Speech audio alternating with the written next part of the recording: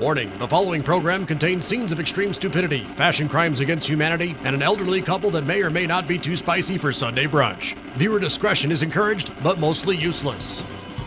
This week on Fireside News, two geniuses pause a high-speed chase to fill their tires. Hooters want to be the new Chuck E. Cheese. And yeah, Mari Povich is still laying down the law, and apparently his wife, every Sunday. I'm not saying the world's gone mad, but if it has, we're here to roast marshmallows over the flames. Welcome to Cub Scout Dropouts Fireside News, where the stories are dumb, but at least they're not boring. Let's dive in. Look, it can affect gas mileage when your tires aren't properly inflated. No big deal, you just top them off, right? Whenever you get a chance. Two idiots in Nashville got arrested on Friday after they stopped to put air in their tires during a high-speed chase. A cop noticed her license plate was obscured and tried to pull him over, but the guy driving didn't stop and just sped off. He apparently thought he outran the cops, but didn't realize a police helicopter was following them. They saw him putting air in his tires after pulling into a gas station. Cops showed up and arrested them both. The driver's name is Jonathan Chapa. He's not just in trouble for running. Officers smelled a bunch of weed and found a large bag of pot in the center console. They also found a backpack full of pot, plastic baggies, and a couple digital scales. The driver admitted the weed was his. He's also driving on a suspended license. No word on the exact charges they're each facing, but still, come on, bro, couldn't it wait? Christmas came early for Looney Tunes fans this week because that Coyote vs. Acme movie is coming out after all. Warner Brothers spent $70 million making the movie, where Wile E. Coyote finally sues the Acme company over the many faulty products that have hindered his attempts to capture that damn Roadrunner, right? Then they shelved it as part of a write-off for taxes, and that broke my heart.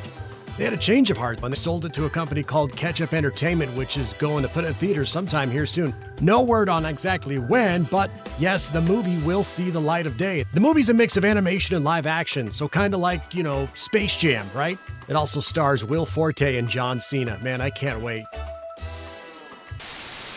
If you're a fan of The Last of Us video game, which I am, then you pretty much already know how the HBO series is gonna end. Spoiler alert. Because co-creator Craig Mazin says the show won't go past its source material the way Game of Thrones did. They didn't have a choice since the books weren't, and still aren't, finished. But he says, quote, "The show is so hard to make, it has to have an end. So I'm not going to go past the game." He adds, quote, "The only question is it going to be one more season or will it require two more? If this can happen all in one more season, great. If we feel like it makes sense to break it into two, then we'll do that." There are two Last of Us video games, and there are no plans to make a Last of Us Part 3. Season 2 of the TV series premieres on the 13th.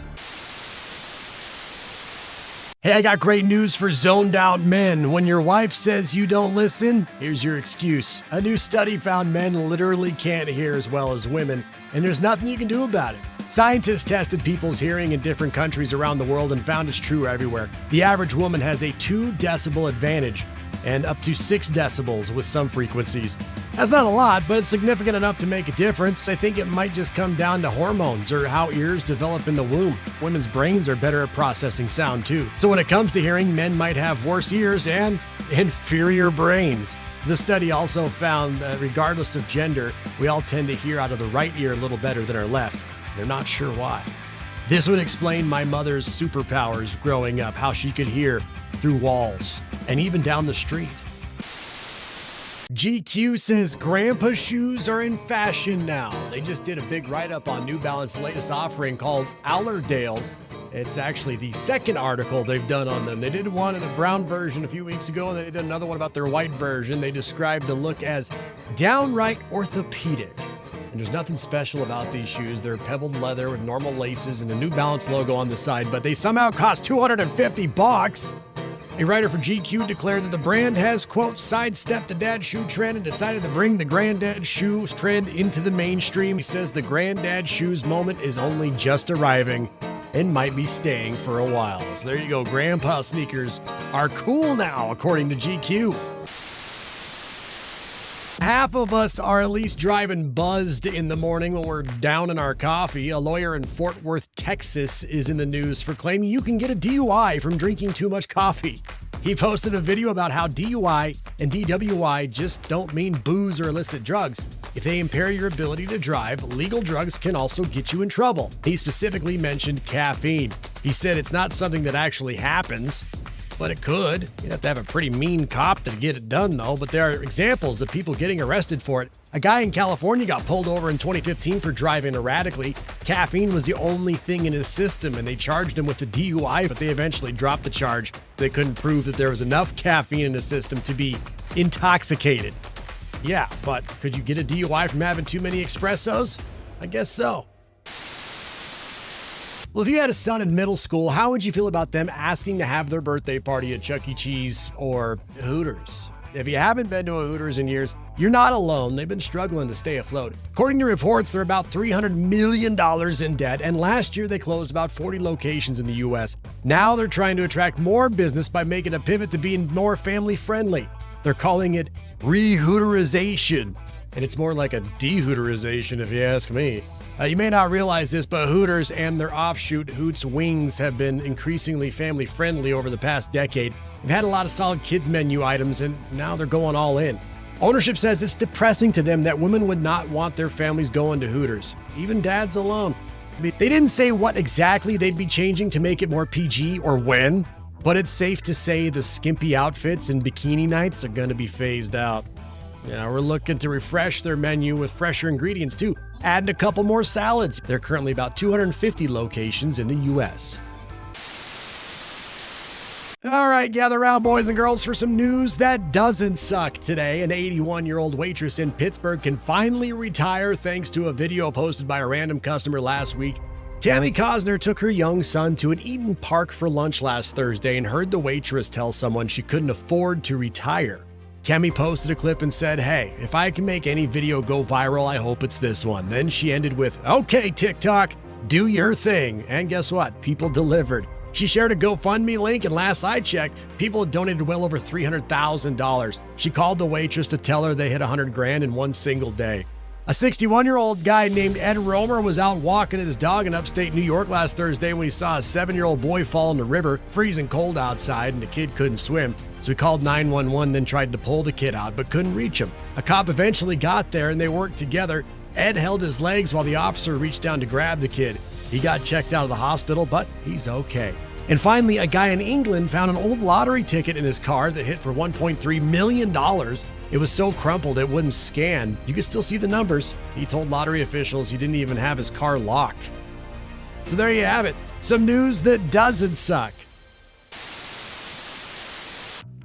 Well, if you're at a pawn shop in the middle of the country and there's an entire meat department, I'm guessing this might explain it. A fake trucking company stole 80,000 pounds of beef from a Tennessee meatpacking plant last week.